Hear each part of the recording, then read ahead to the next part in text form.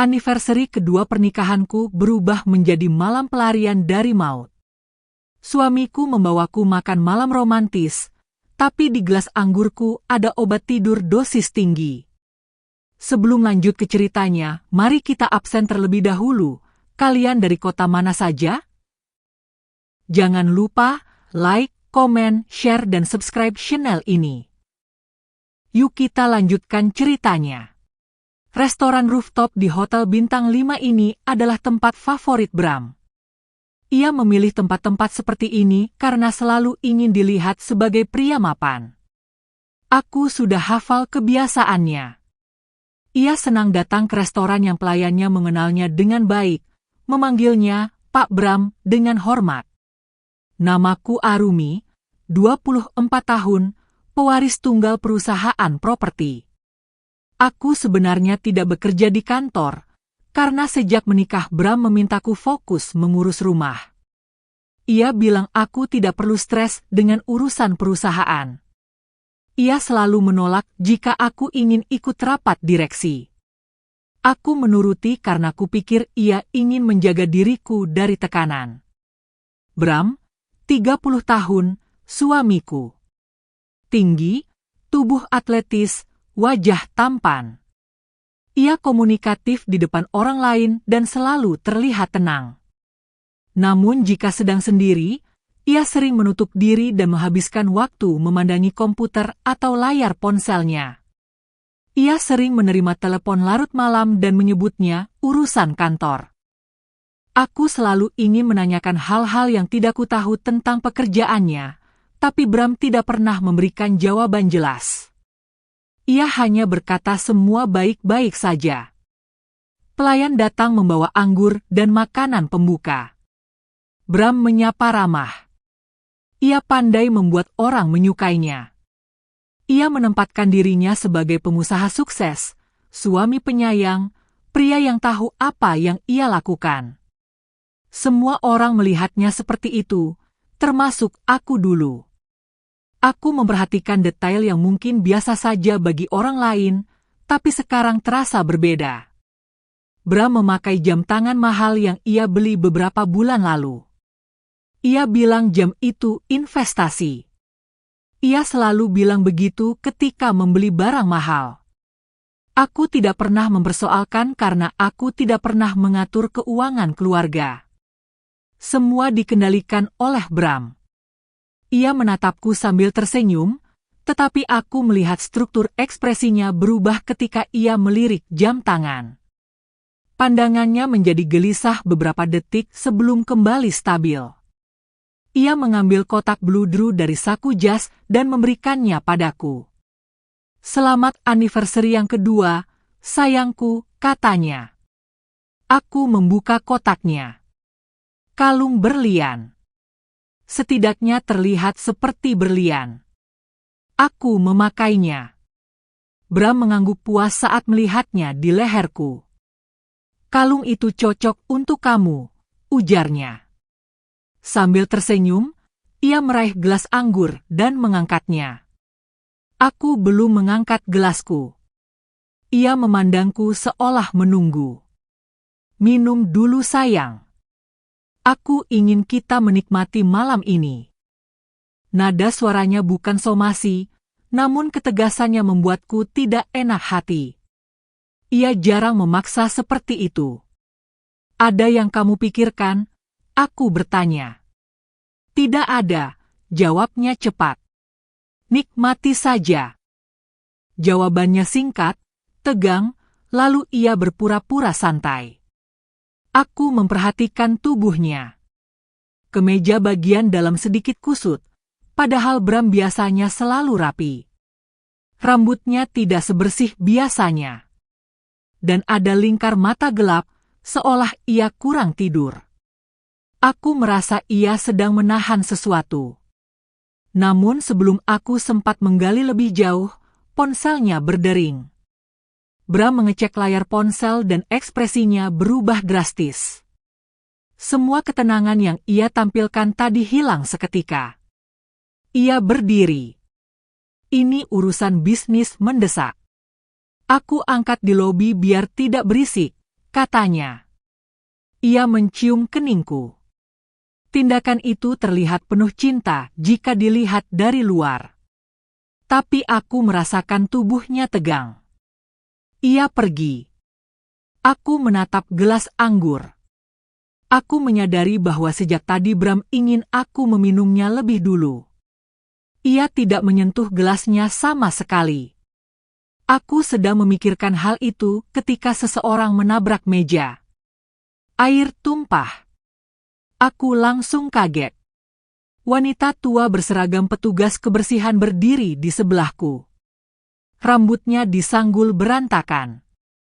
Bajunya lusuh. Ia tampak seperti staf kebersihan hotel pada umumnya, tapi cara ia memandangku berbeda. Sorot matanya fokus, tajam, dan sadar. Ia memegang tanganku kuat. Cengkeramannya sakit. Jangan minum anggurnya. Di bawah piring ada amplop. Ambil. Pergi ke toilet sekarang. Keluar lewat ventilasi atas wastafel.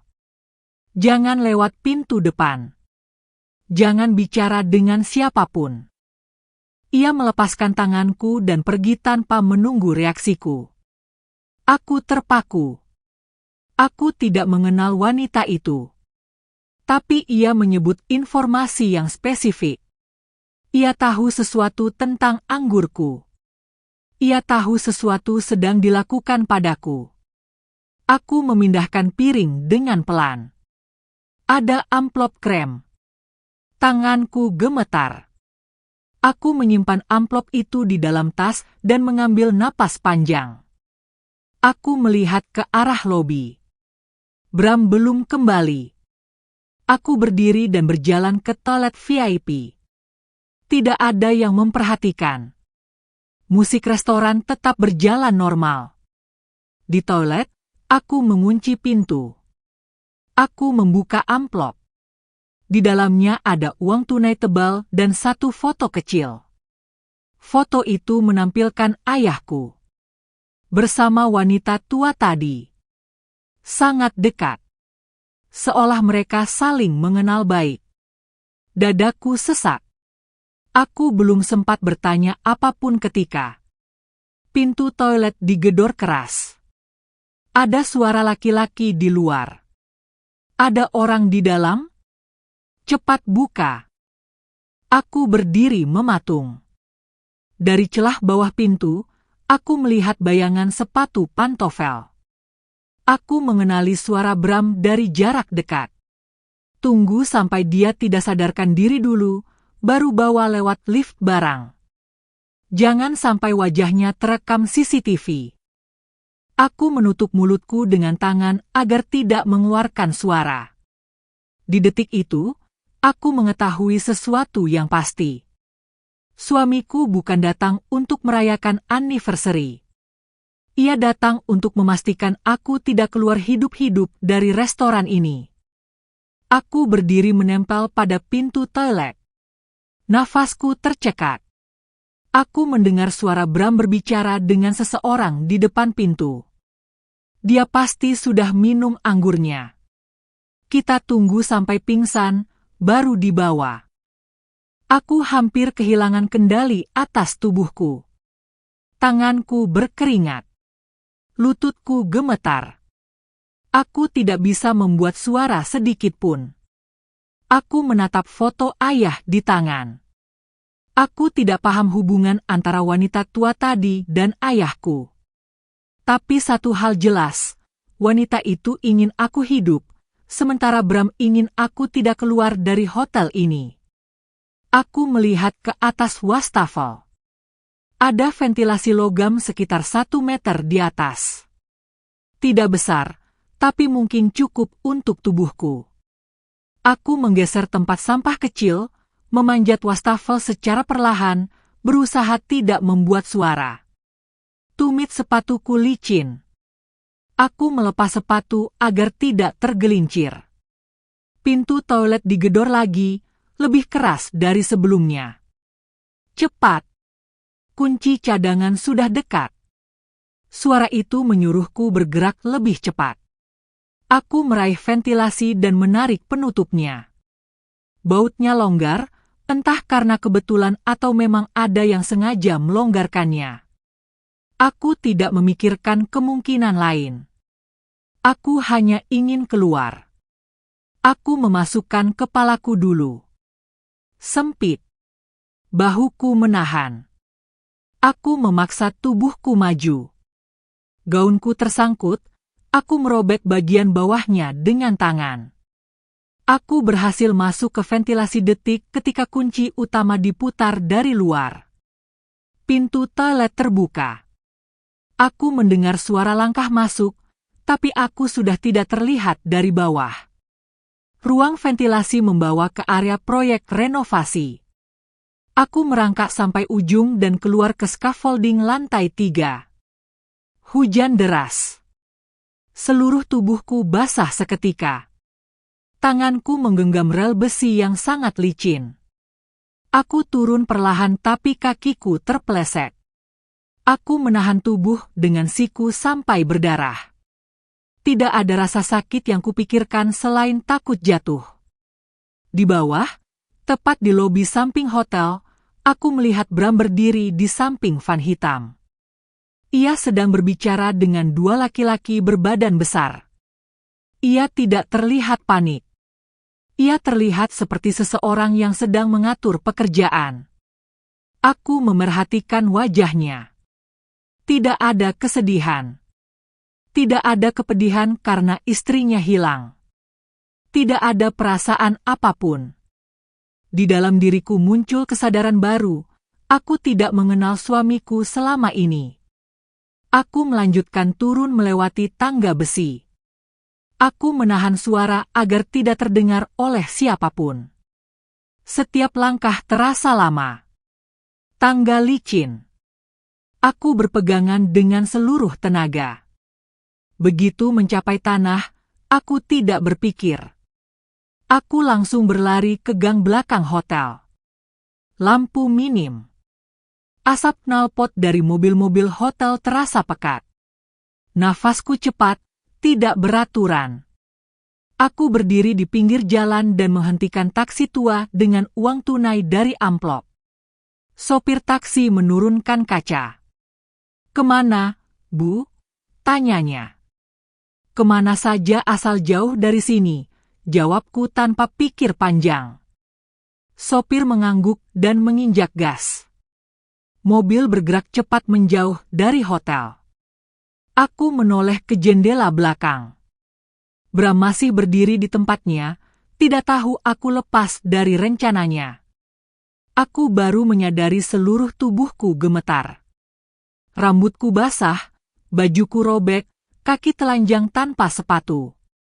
Sopir menatapku dari kaca spion, tetapi tidak bertanya apapun. Amplop di pangkuanku terasa berat. Aku mengambil foto ayah lagi.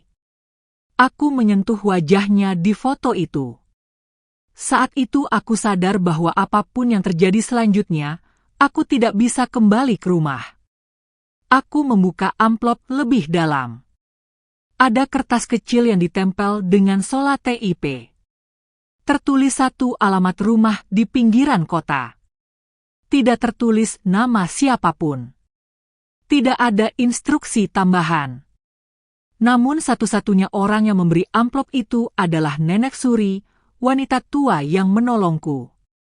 Aku mengambil keputusan tanpa banyak pilihan. Aku meminta sopir mengantar ke alamat tersebut. Aku tidak tahu apa yang menantiku di sana. Tapi aku tahu satu hal pasti. Hotel itu bukan lagi tempat aman. Dan Bram bukan lagi orang yang harus kupercaya. Taksi berhenti di depan rumah tua dengan pagar besi rendah. Lokasinya sepi, tidak banyak lampu jalan. Halaman dipenuhi tanaman yang tidak terawat. Rumah ini terlihat tidak berpenghuni, tetapi lampu teras menyala. Aku menatap alamat di kertas lagi. Sama persis. "Sampai sini, Bu," kata sopir. Aku membayar dan turun. Taksi langsung pergi, meninggalkanku sendirian. Aku berjalan perlahan menuju pintu. Tanganku gemetar saat mengetuk. Tidak ada orang yang menjawab. Aku mengetuk lagi, lebih keras. Kunci pintu berputar dari dalam. Pintu terbuka. Nenek Suri berdiri di sana. Ia tidak memakai seragam petugas kebersihan sekarang. Ia memakai cardigan abu-abu, rambutnya diikat rapi, wajahnya lelah. "Masuk," katanya singkat. Aku masuk. Pintu langsung dikunci dari dalam. Ia menarik tirai jendela rapat. Gerakannya cepat, seperti seseorang yang sudah lama hidup dengan kewaspadaan tinggi. Rumah itu tidak besar. Barang-barangnya sederhana. Di meja ruang tamu ada beberapa map dokumen berdebu dan televisi tua yang menyala tanpa suara. Aku berdiri di tengah ruangan tanpa tahu harus mulai dari mana. Apa yang sedang terjadi? Suaraku pecah. Nenek Suri duduk perlahan. Ia memandangku beberapa detik sebelum berbicara. "Ayahmu mempercayaiku. Aku sekretaris pribadinya lebih dari 20 tahun. Aku tahu semua urusan perusahaan. Termasuk surat wasiat aslinya." Aku menelan ludah dan duduk di kursi seberang. "Surat wasiat?" tanyaku. "Ya." Ia membuka map dan memberikan fotokopi. Di sana tertulis jelas, seluruh harta dan kepemilikan perusahaan berpindah secara penuh kepada Arumi pada usia 25 tahun. Tanggal berlakunya besok jam 12 siang, lanjutnya. "Kalau kamu hidup." Aku mengerutkan kening. "Kalau aku hidup? Apa maksudnya?" "Kalau kamu meninggal sebelum usia 25 atau dinyatakan tidak stabil mental, seluruh aset otomatis jatuh ke suami sahmu sebagai wali." Aku diam. Aku tidak bisa langsung mencerna semua itu. Bram tahu tentang wasiat ini. Ia menemukannya 2 tahun lalu. Sejak itu ia menyusun rencana untuk mengambil semuanya. Aku merasa kepalaku panas.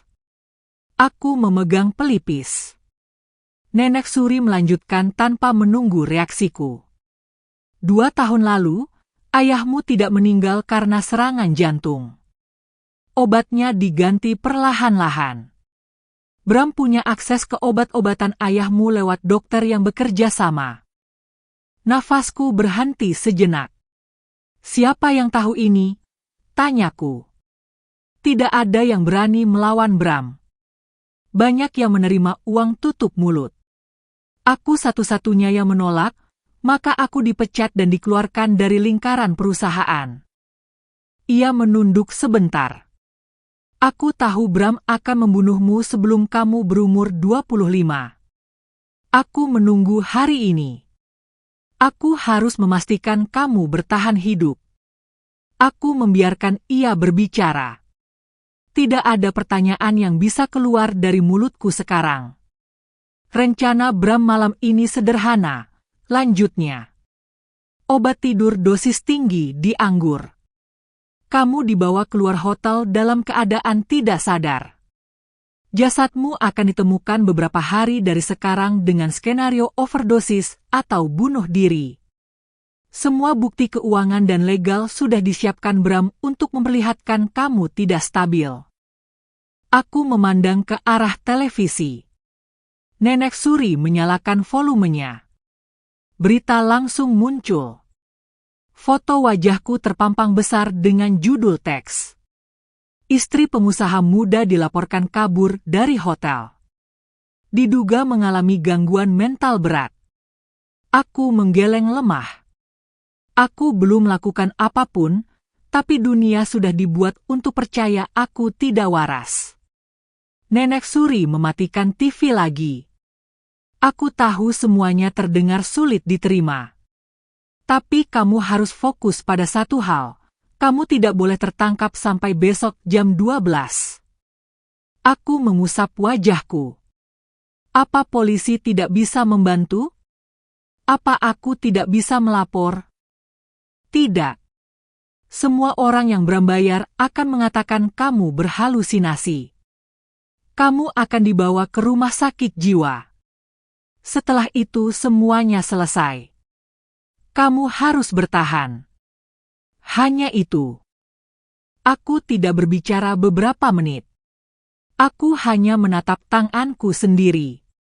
Gemetar tanpa kendali. Apa kamu percaya padaku? Tanya Nenek Suri pelan. Aku menatap kembali foto ayah di tangan. Ayah tersenyum berdampingan dengan Nenek Suri, seolah keduanya sangat dekat. Aku menarik napas panjang. Aku tidak punya pilihan selain percaya, jawabku. Nenek Suri tampak lega. Kita tidak aman tinggal di sini lama. Bram punya jaringan yang luas. Tapi aku butuh kamu istirahat 1 jam. Kamu tidak bisa berpikir jernih dalam kondisi panik. Aku mengangguk. Namun hatiku belum tenang. Semua yang aku percaya selama 2 tahun terakhir berubah total dalam waktu kurang dari 1 jam. Sebelum beristirahat, aku bertanya satu hal terakhir. Apa motivasi Bram dari awal, aku atau hartaku? Nenek Suri menjawab tanpa ragu. Kamu tidak pernah menjadi alasan ia menikah. Aku tidak menangis. Tubuhku terlalu terkejut untuk bereaksi. Aku hanya duduk diam dan merasakan satu hal jelas. Aku harus memilih, bertahan atau mati. Aku tidak langsung bisa tidur. Kepalaku penuh. Setiap suara dari luar rumah membuatku terbangun lagi. Aku berusaha bernapas perlahan, tapi tubuhku tetap tegang. Sekitar 1 jam kemudian, Nenek Suri masuk ke kamar kecil tempat aku berbaring.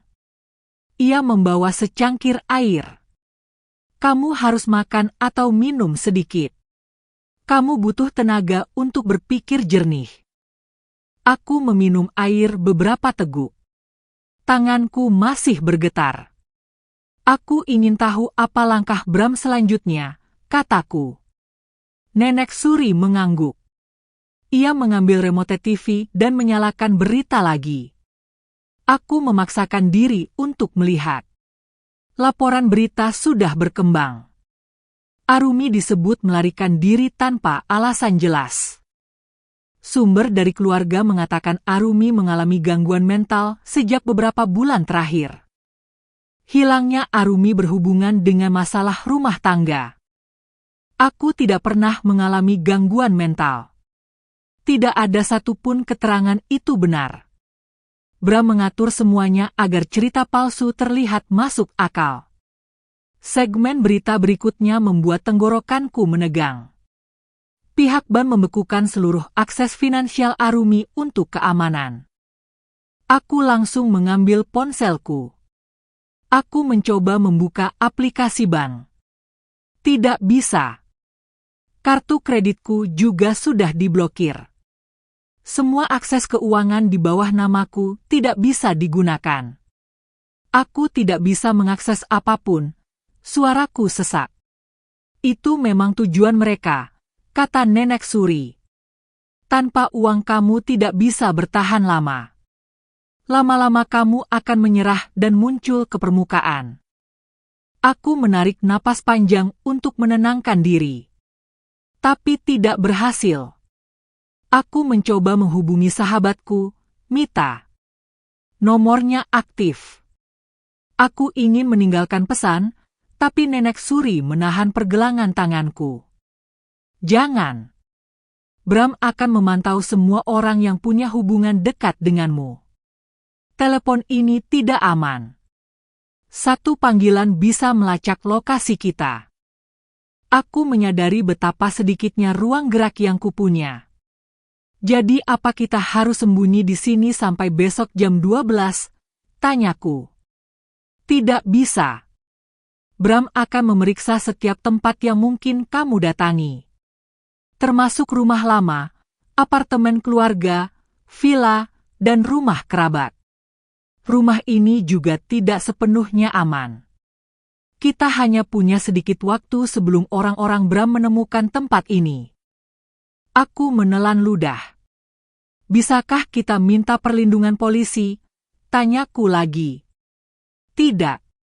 Beberapa polisi sudah menerima uang dari Bram. Bukan semua, tapi cukup untuk membuat laporanmu tidak dipercaya. Aku duduk tegak. Kalau begitu bagaimana caranya aku bertahan? Nenek Suri mengambil mek coklat dan mengeluarkan kunci kecil berkarat. Kunci brankas rahasia di kamar kerja ayahmu. Brankas yang tidak pernah dibuka Bram karena ia tidak tahu lokasinya. Di dalamnya ada video CCTV dan rekaman suara yang menunjukkan ayahmu sedang dibunuh perlahan. Aku memandang kunci itu seakan tidak percaya. Itu bukti pembunuhan ayah. Dan itu satu-satunya yang bisa menghentikan Bram untuk selama-lamanya, lanjut Nenek Suri. Tanpa itu, kamu tidak punya dasar kuat. Kamu hanya akan terlihat sebagai perempuan yang kalut dan menuduh sembarangan. Aku mengusap wajahku. Pikiran itu menakutkan. Untuk bertahan hidup, aku harus kembali ke rumahku sendiri. Ke tempat Bram. Tiba-tiba ponsel jadul yang diberikan Nenek Suri berbunyi. Nomor tidak dikenal. Abaikan, kata Nenek Suri cepat. Nada dering berhenti. Kemudian terdengar ketukan keras di pintu depan rumah. Aku langsung berdiri dan mundur. Suara ketukan berulang lagi, semakin keras. Tubuhku kembali gemetar. Nenek Suri mengambilku ke sudut ruangan dan memintaku diam. Ia mendekat ke pintu tanpa suara, mengintip dari lubang pintu. Ia berbisik pelan. Mereka sudah menemukan kita. Degup jantungku semakin keras. Aku tidak bergerak. Nenek Suri membawaku ke pintu belakang. Ia membuka kunci darurat yang tertutup lemari kecil. Di baliknya ada tangga sempit menuju pintu belakang yang mengarah ke lorong kecil. Pegang tasmu. Jangan tinggalkan apapun, ucapnya cepat. Aku mengangguk dan mengambil tas. Pintu depan terus diketuk keras. Suara laki-laki terdengar. Kami hanya ingin berbicara, Bu Suri. Jangan mempersulit. Nada suara itu sopan, tapi jelas tidak datang untuk pembicaraan biasa. Nenek Suri mendorong pintu belakang. Kami keluar ke lorong kecil di antara rumah-rumah tua. Mulai dari sekarang, Arumi, katanya cepat, kamu harus berhenti berharap ada yang menyelamatkanmu. Kamu harus menyelamatkan dirimu sendiri. Aku mengangguk. Tidak ada waktu untuk takut. Kami berlari meninggalkan rumah. Bram sudah mulai memburuku secara terbuka dan sistematis. Dan mulai malam ini, aku resmi menjadi buronan di atas namaku sendiri. Kami terus berjalan cepat melewati lorong sempit di belakang rumah tua. Nenek Suri memastikan tidak ada yang mengikuti. Setelah cukup jauh, kami berhenti di dekat warung tutup. Aku tidak bisa ikut masuk ke rumahmu nanti, kata Nenek Suri. Kalau aku ikut, terlalu berisiko. Kamu akan mencuri perhatian lebih besar. Bram punya banyak mata. Aku terdiam beberapa detik. Jadi aku masuk sendirian?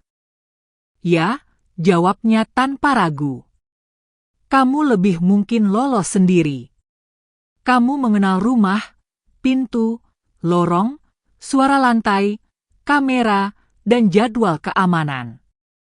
Kamu punya peluang lebih besar dibanding siapapun. Aku menelan ludah. Masuk kembali ke rumah berarti berhadapan dengan kemungkinan bertemu Bram secara langsung.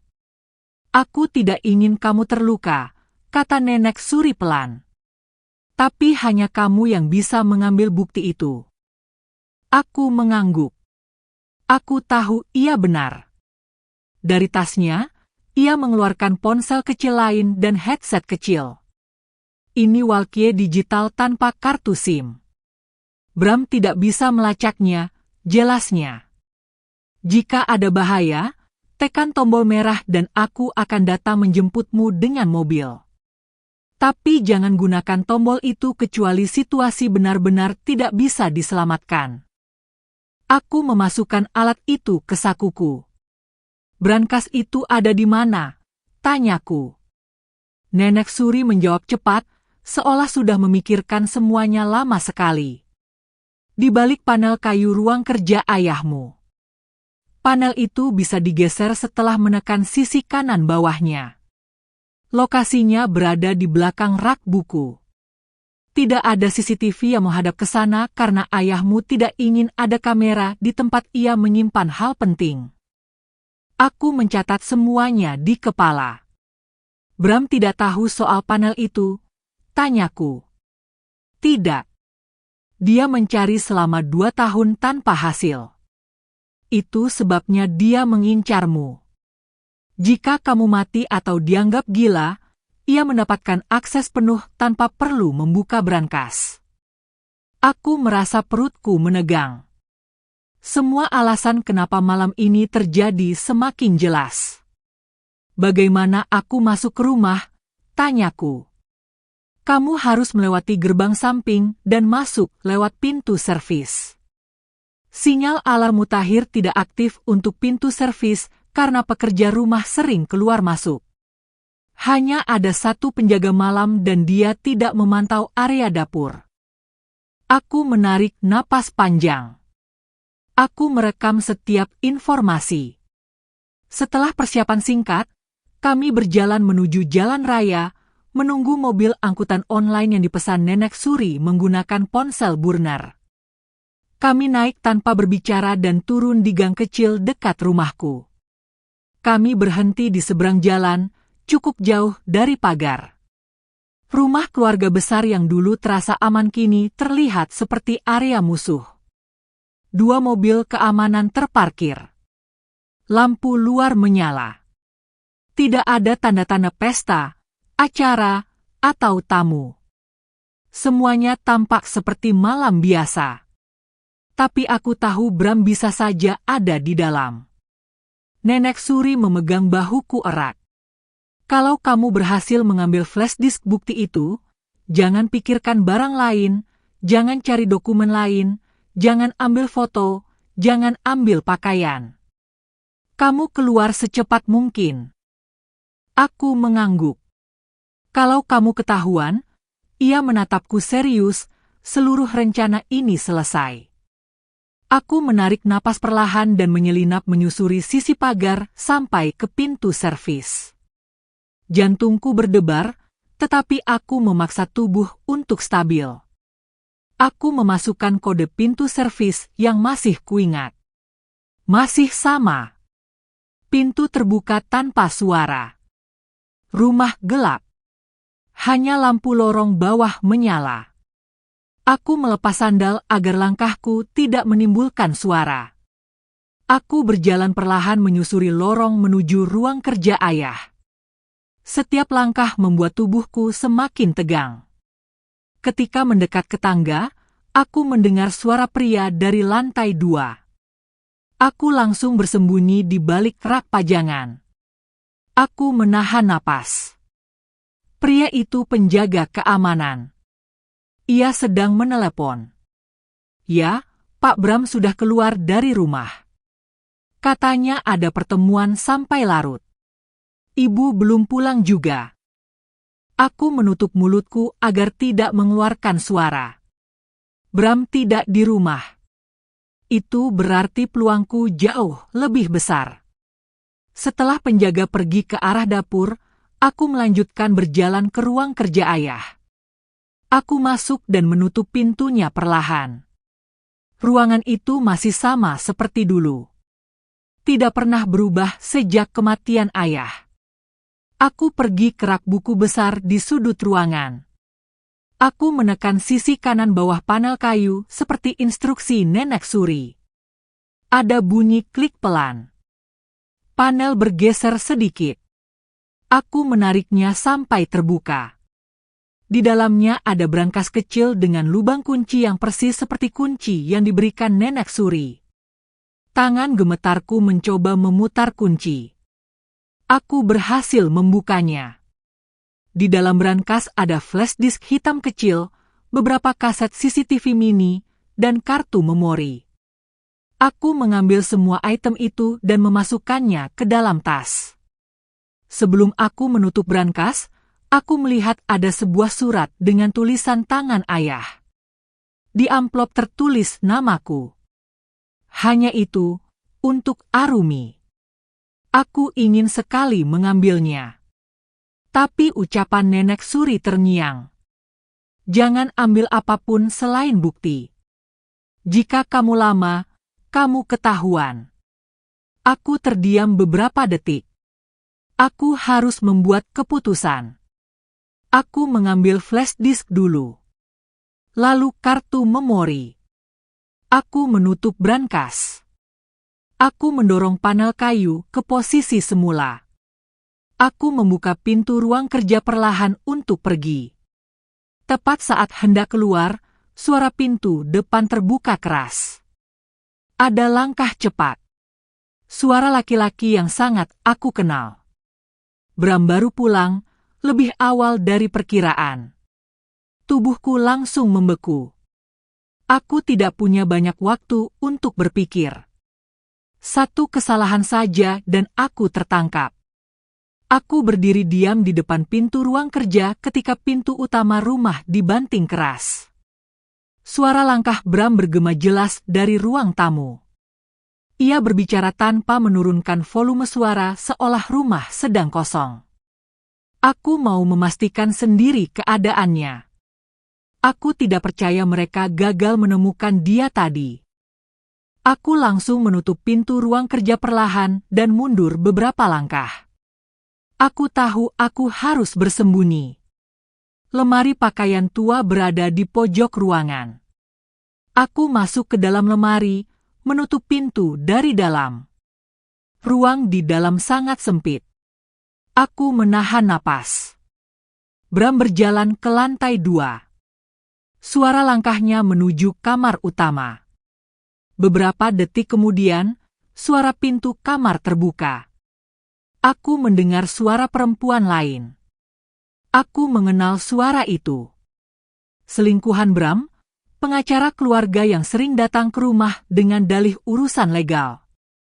Kamu terlihat stres, suara perempuan itu berkata. Aku punya waktu kurang dari 24 jam untuk memastikan Arumi tidak muncul sampai besok siang, jawab Bram kesal. Suaranya terdengar jelas dari jarak ini. Jarak antara ruang kerja dan kamar utama tidak jauh. Aku bisa mendengar percakapan mereka. Perempuan itu berbicara lagi. Kita sudah punya surat diagnosis palsu dan rekam medik palsu. Semua siap. Kalau dia muncul, kita tinggal sodorkan ke publik bahwa dia berhalusinasi. Aku tidak mau ada kemungkinan dia muncul sama sekali, jawab Bram. Aku ingin semuanya selesai malam ini. Kalau tim lapangan gagal lagi, aku akan turun tangan sendiri. Aku memeluk tubuhku. Napasku pelan, tapi tubuhku bergetar tanpa kendali. Apa kamu yakin dia belum tahu apa-apa tentang wasiat? Tanya perempuan itu. Sangat yakin, jawab Bram cepat. Dia bahkan tidak peduli urusan kantor. Hidupnya cuma seputar rumah dan pesta sosial. Dia tidak tahu apapun. Dia tidak punya kapasitas untuk mencurigai aku. Ada jeda sejenak sebelum ia melanjutkan. Kalau dia tidak kabur tadi, semuanya sudah selesai. Sebenarnya lebih mudah kalau dia pingsan di hotel. Apa kamu yakin polisi tidak akan mengendus? Tanya perempuan itu lagi. Kamu tahu siapa saja yang sudah saya siapkan. Tidak ada yang akan menghalangi.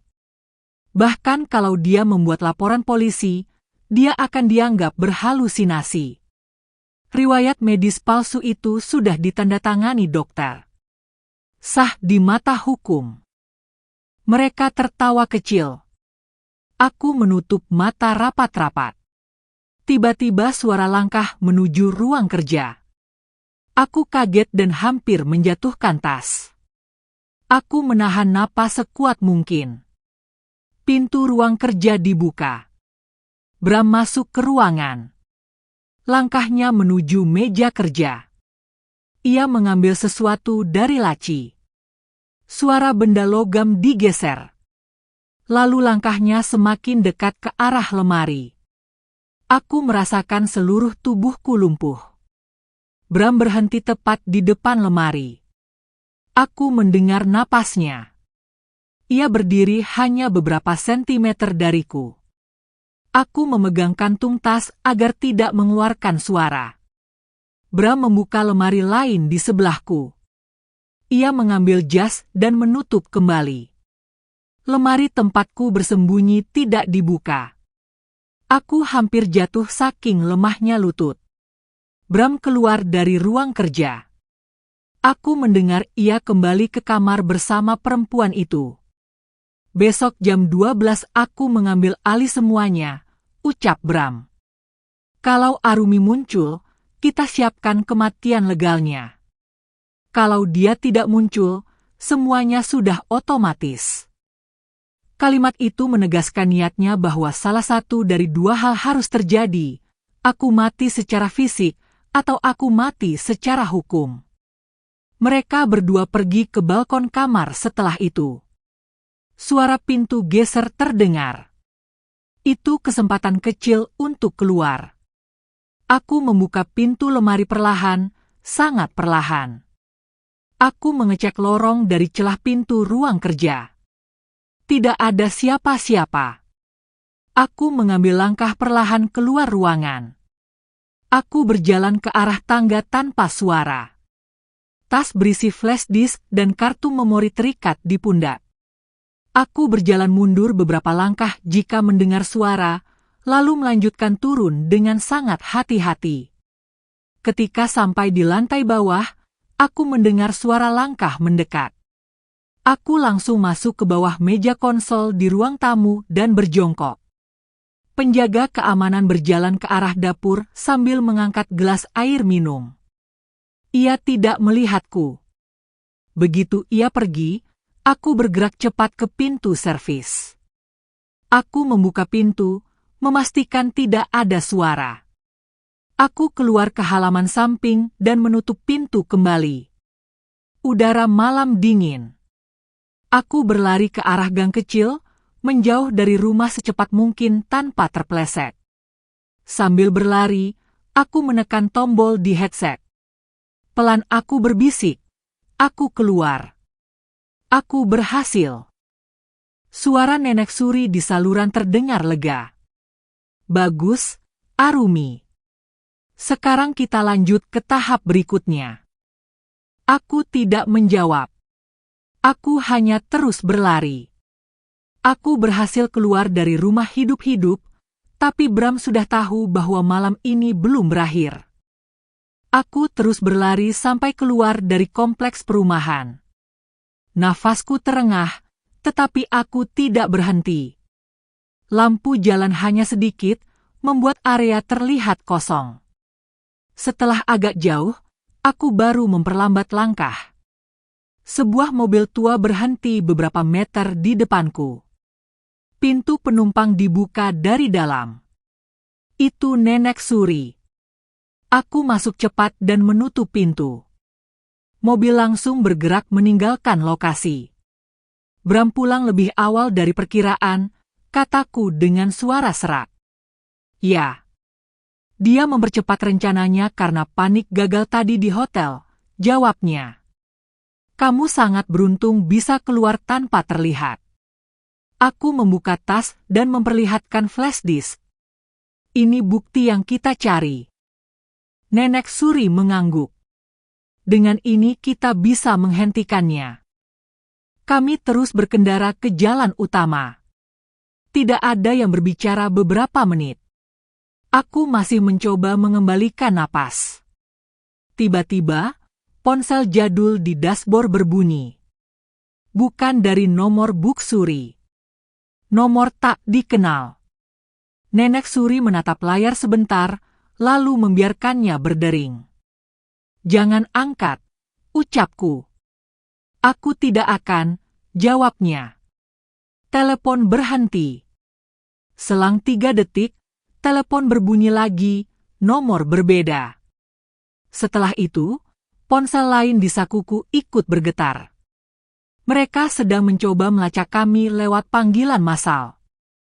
Nenek Suri segera mematikan kedua ponsel dan memasukkannya ke dalam kotak besi kecil di jok tengah. Itu semacam kotak anti-sinyal. Mulai sekarang kita tidak lagi bisa menggunakan telepon, katanya. Bram pasti sudah tahu tadi kamu kembali ke rumah. Dia akan berpikir kamu tidak akan berhenti sampai kamu punya bukti. Aku menatap jalanan. Mobil terus melaju. Kemana kita sekarang? Tanyaku. Tempat aman lain. Tidak ada orang yang tahu lokasinya, jawab Nenek Suri. Tapi tidak selamanya kita bisa bersembunyi. Besok siang kamu harus muncul di rapat pemegang saham. Aku memegang flash disk kuat-kuat. Kalau aku tampil di sana, Bram akan mencoba menghentikanku. Bahkan mungkin di depan umum. Benar, kata Nenek Suri. Karena itu kita harus menyiapkan skenario untuk mengungkap kebenaran dengan sekali kesempatan. Tidak ada kesempatan kedua. Mobil berbelok masuk ke gedung parkir kosong di bawah sebuah ruko tua. Pintu garasi otomatis menutup. Di lantai atas ada ruangan kecil dengan perlengkapan seadanya. Kami naik ke ruangan itu. Semua jendela tertutup. Ruangan itu hanya berisi 1 meja panjang, 2 kursi, dan monitor komputer lama. Di ruangan ini kita akan periksa isi flash disk, kata Nenek Suri. Aku duduk. Dalam agar file terbuka, ia memasang flash disk ke komputer. Terdapat folder bertanggal lama, rekaman CCTV ruang kerja ayah. Saat video diputar, terlihat ayah duduk lemah di kursi kerja sambil minum obat. Dalam rekaman berikutnya, Bram masuk ruangan membawa cangkir dan botol obat. Ia menukar obat dari kotak asli dengan botol tanpa label. Tidak ada keraguan dari rekaman itu. Ayahmu tidak meninggal karena serangan jantung, ujar Nenek Suri pelan. Aku tidak menangis. Aku hanya memegangi meja erat-erat. Tetapi aku sadar video ini saja belum cukup. Apa ada bukti suara? Tanyaku. Nenek Suri membuka file rekaman suara. Dalam rekaman terdengar jelas Bram berdiskusi dengan seseorang melalui telepon tentang pembagian harta dan jadwal agar kematian ayah terlihat alami. Itu bukti paling kuat. Namun sesaat setelah rekaman selesai diputar, lampu ruangan berkedip. Lalu padam. Monitor mati. Semua listrik terputus. Kami langsung saling menatap. Bukan mati listrik biasa, kata Nenek Suri cepat. Ia membuka laci dan mengeluarkan 2 senter kecil. Kami memegang masing-masing. Ia meraih tas kecil berisi dokumen dan mengalungkan ke bahunya. Dari lantai bawah terdengar suara pintu garasi terbuka paksa. Suara besi bergesekan. Suara langkah kaki banyak orang. Itu bukan penjaga keamanan biasa, bisik Nenek Suri. Aku mendekat ke sudut ruangan. Lampu darurat aktif, redup tapi cukup untuk melihat. Aku mendengar suara laki-laki berteriak memanggil nama Nenek Suri. Aku tahu kamu di sini, Bu Suri. Jangan buat keadaan lebih sulit. Mereka datang untuk menangkap kami. Nenek Suri memindahkan monitor ke samping meja dan mencondongkan badannya ke arahku. Ada satu hal yang belum kamu ketahui, katanya cepat. Kita tidak sendirian.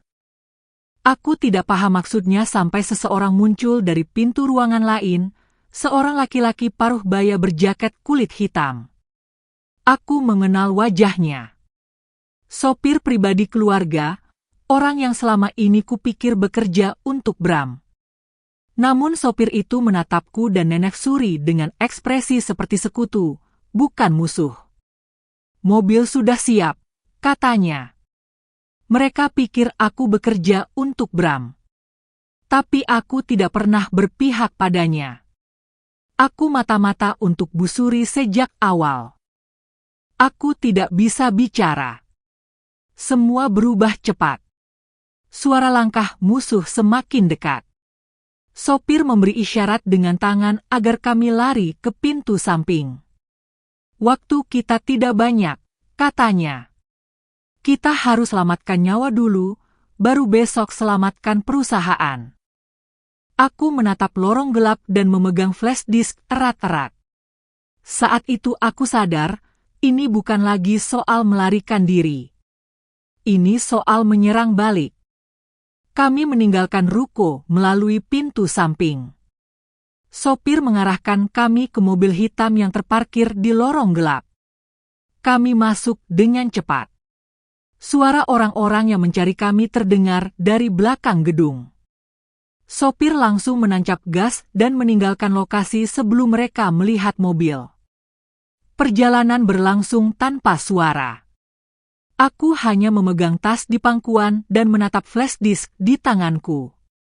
Besok siang pukul 12, rapat pemegang saham akan berlangsung. Itu satu-satunya tempat aku dapat mengungkap bukti. Jika aku tidak muncul atau terlambat, Bram akan mengambil alih semuanya secara sah. Nenek Suri menatapku. Besok bukan hanya tentang membuktikan Bram salah.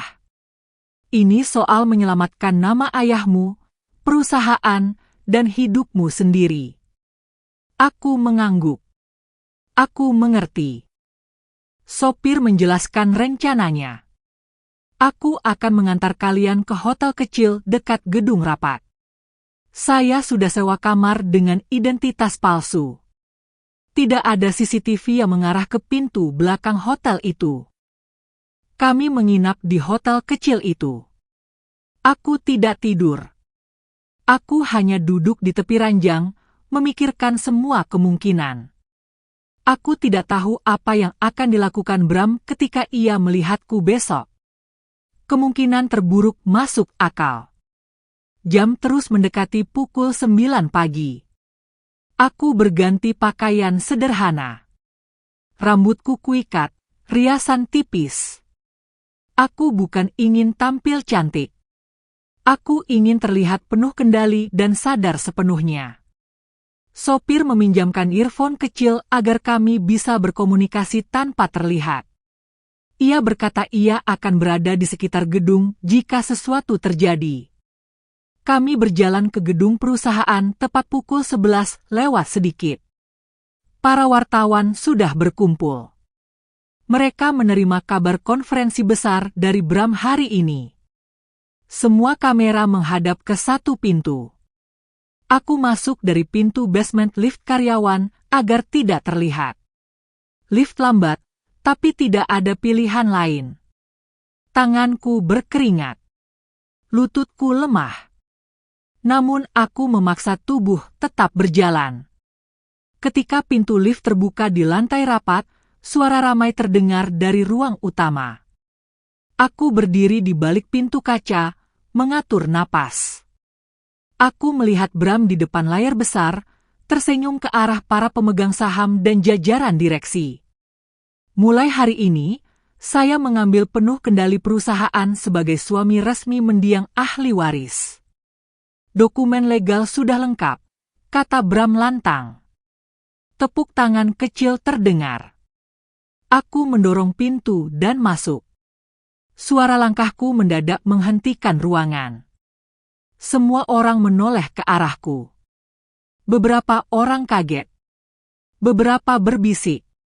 Wartawan yang berada di luar ruangan mulai menyorot dari pintu. Bram terdiam dengan ekspresi tidak percaya. Ia melihatku dari kepala sampai kaki seolah ingin memastikan aku nyata. "Arumi, apa kamu baik-baik saja?" katanya keras, dengan nada berpura-pura peduli untuk publik. Aku berjalan ke podium tanpa menanggapi. Aku berdiri di sampingnya dan memegang mic. "Saya baik. Dan saya sangat sadar apa yang terjadi." Suasana berubah hening sepenuhnya. Ada sesuatu yang perlu disampaikan sebelum siapapun memutuskan siapa pemimpin perusahaan ini selanjutnya. Aku menatap layar besar. Aku mengangkat flash disk. Saya minta tim IT untuk memutar file dari flash disk ini. Sekarang. Tidak ada yang bergerak. Semua ragu. Bram mencoba memotong. "Arumi, kamu tidak harus." Aku menoleh ke arah direktur IT yang duduk di baris depan. "Lakukan. Atau saya akan mempertanyakan transparansi perusahaan di depan media internasional." Direktur IT berdiri dan mengambil flash disk. Ia memasukkan ke komputer proyektor. Bram terlihat menahan amarah, namun tidak bisa menghentikan proses itu di depan banyak orang. Video pertama diputar, ayahku di ruang kerja. Bram masuk. Bram menukar obat. Semua terlihat jelas. Reaksi ruangan berubah drastis. Bisikan keras terdengar. Ekspresi para direksi berubah tegang. Video kedua diputar, rekaman suara Bram membicarakan pembagian harta setelah kematian ayahku dan bagaimana semuanya akan terlihat alami. Tidak ada keraguan. Tidak ada ruang pembelaan. Bram akhirnya mencoba meraih mic. Ini manipulasi. Ini tidak nyata. Ini editan. Arumi sedang. Aku menatapnya langsung. Lanjutkan video terakhir. Direktur IT melanjutkan. Rekaman telepon memutar suara Bram semalam yang berhasil terekam oleh salah satu bagian keamanan sebelum dihapus. Dalam rekaman, Bram memerintahkan bawahannya memastikan aku tidak keluar dari hotel dalam keadaan hidup. Bram kehilangan kendali. "Berhenti. Matikan semua," teriaknya. Ia mencoba lari ke arah pintu belakang ruangan. Namun 2 polisi muncul dari sana. Mereka sudah berada di ruangan sejak sebelum rapat dimulai. Rupanya Nenek Suri telah menghubungi kontak lamanya sejak semalam.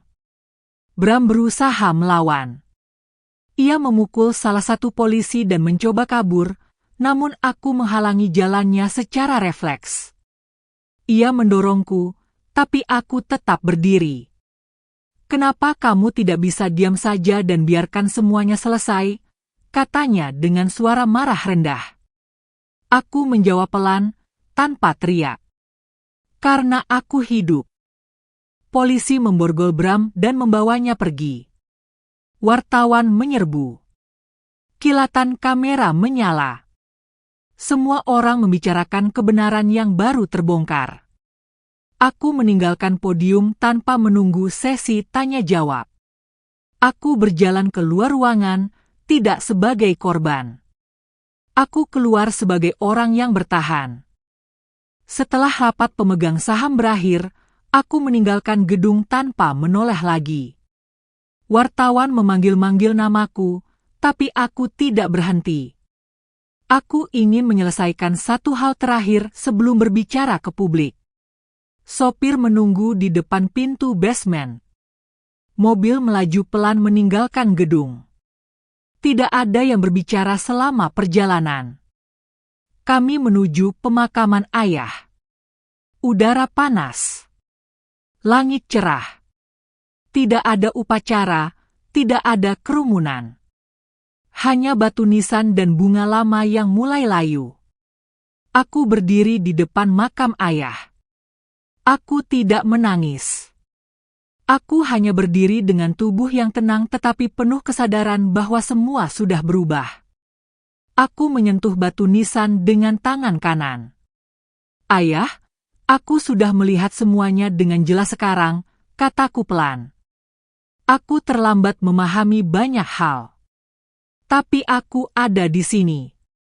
Aku bertahan. Nenek Suri berdiri satu langkah di belakang. Tidak menyela, tidak menasihati. Ia memberikan ruang. Aku menunduk dan meletakkan flash disk yang berisi rekaman ke dalam kotak logam kecil lalu menguncinya. Bukti itu sudah diserahkan ke polisi dan pengacara perusahaan, namun aku ingin menyimpan satu salinan simbolis untuk ayah. Tidak untuk dibuka lagi, hanya untuk menandai berakhirnya kebohongan. Setelah beberapa menit, aku berdiri. Aku siap pergi, ujarku. Kami meninggalkan pemakaman. Mobil berhenti di depan kantor pusat perusahaan. Para komisaris menunggu. Mereka menyalamiku satu persatu. Tidak ada basa-basi panjang. Tidak ada pujian berlebihan. Salah satu komisaris senior berkata, perusahaan membutuhkan pemimpin baru mulai hari ini. Aku tahu semua orang memandangku bukan sebagai pewaris otomatis, tetapi sebagai seseorang yang harus bekerja keras membuktikan kemampuan. Aku siap memimpin, jawabku. Aku masuk ke ruang direksi. Ruangan besar itu dulu terasa jauh dariku. Sekarang tidak ada dinding yang menghalangi lagi. Aku duduk di kursi utama dan membuka rapat pertama sebagai pemimpin baru. Tidak ada rasa puas yang berlebihan. Yang ada hanya kesadaran bahwa pekerjaan yang sangat berat baru saja dimulai. Setelah rapat selesai, aku keluar ke lobi. Nenek Suri sudah menunggu di sana. Ia tersenyum kecil. Ayahmu pasti bangga, katanya. Aku tidak tahu apakah aku pantas mendengar itu, jawabku jujur. Ayahmu percaya kamu akan menemukan jalannya sendiri, kata Nenek Suri. Aku mengangguk pelan. Aku mengantar Nenek Suri ke mobil. Sopir keluarga membuka pintu untuknya. Sopir menatapku. Kamu sudah melewati yang paling sulit, ucapnya pelan. Terima kasih, jawabku. Mobil yang membawa mereka pergi meninggalkan halaman kantor. Aku berdiri di tangga depan gedung, memperhatikan orang-orang lewat tanpa mengenal mereka. Untuk pertama kalinya sejak aku kabur dari hotel malam itu, aku merasa bisa bernapas tanpa ketakutan. Aku sudah kehilangan kepolosan dan kepercayaan buta. Tapi aku masih memiliki hidupku. Tidak ada lagi sosok yang mengatur hidupku. Tidak ada lagi orang yang berperan sebagai penyelamat untukku. Aku berjalan menuju pintu masuk gedung kantor. Di kaca pintu, aku melihat pantulan diriku sendiri. Rambut sederhana, wajah dengan bekas luka kecil di pelipis, pakaian formal biasa. Tidak ada yang istimewa dari tampilan itu. Namun aku tahu satu hal pasti. Aku bukan korban lagi. Sudah 3 minggu sejak rapat pemegang saham. Bram masih ditahan menunggu proses sidang. Publik mulai mengetahui kebenarannya. Namun dampaknya pada perusahaan masih terasa. Investor asing menunda kerjasama, dan media terus mengangkat kasus keluargaku. Setiap hari aku datang ke kantor lebih pagi dari semua orang. Aku memulai semuanya dari awal. Banyak hal yang dulu aku tidak mengerti, sekarang harus kupelajari secara langsung. Aku mempelajari bagian keuangan, manajemen proyek, kontrak internasional, dan struktur investasi. Walaupun bebanku berat, aku mulai bisa beradaptasi. Namun pagi ini sesuatu berbeda. Ketika masuk ke ruang kerjaku, sekretaris baru memberikan mat coklat tanpa nama pengirim. Ada kurir mengantar ini untuk Ibu Arumi, katanya. Aku duduk dan membukanya. Tidak ada surat. Hanya satu foto, ukuran besar. Foto itu menunjukkan rumah aman tempat aku dan Nenek Suri bersembunyi dulu. Foto diambil dari jarak dekat, malam hari. Di sudut kanan bawah foto ada tanggal, 2 hari yang lalu. Aku langsung memanggil Nenek Suri melalui ponsel terenkripsi. Ada apa, Arumi? Suaranya terdengar stabil. Ada seseorang memotret rumah aman. 2 hari yang lalu, kataku. Nenek Suri tidak terkejut. Saya menduga ini akan terjadi sebelum kamu menelepon. Duga apa maksudnya? Tanyaku. Bram tidak mungkin bekerja sendirian selama 2 tahun. Dia pasti punya seseorang yang membantunya dari balik layar. Orang itu belum tersentuh. Aku menatap foto itu lagi tanpa mengedip. Kamu pikir dia mencari kita? Yang pasti dia tidak menginginkan kamu terus memimpin. Kamu menghancurkan rencana besar Bram. Dan ada seseorang yang masih ingin rencana itu berjalan, bahkan setelah Bram dipenjara.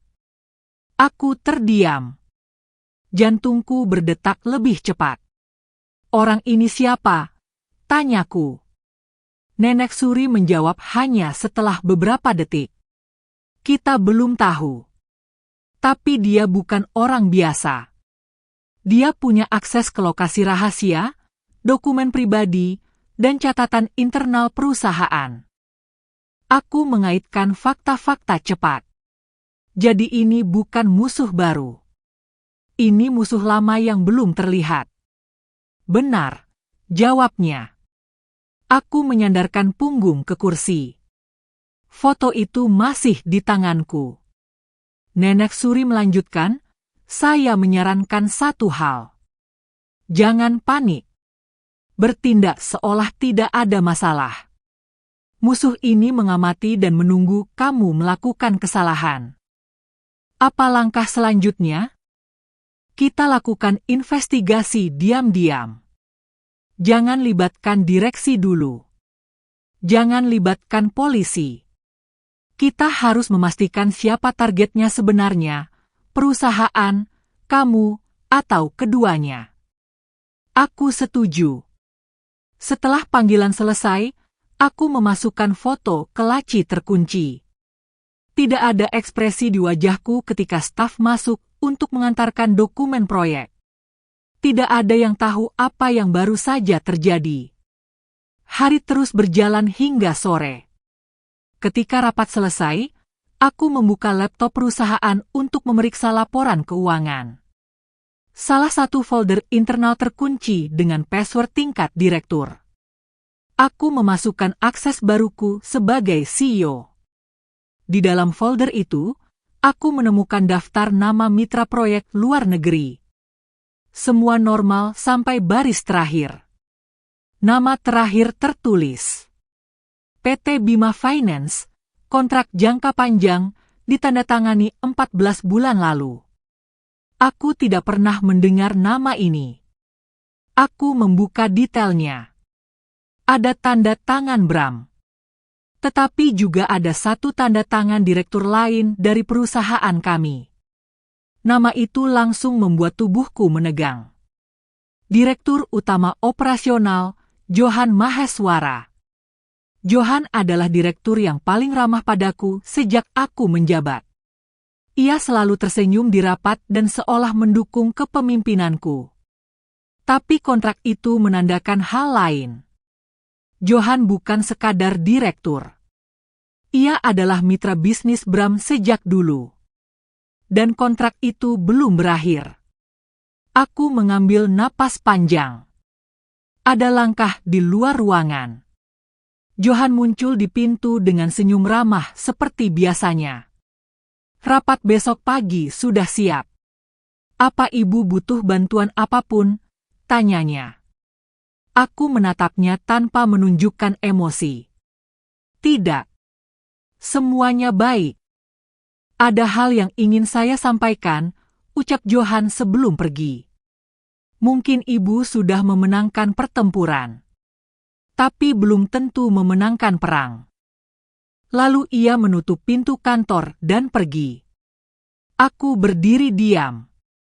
Aku sadar satu hal jelas. Bram di penjara, tapi permainannya belum selesai.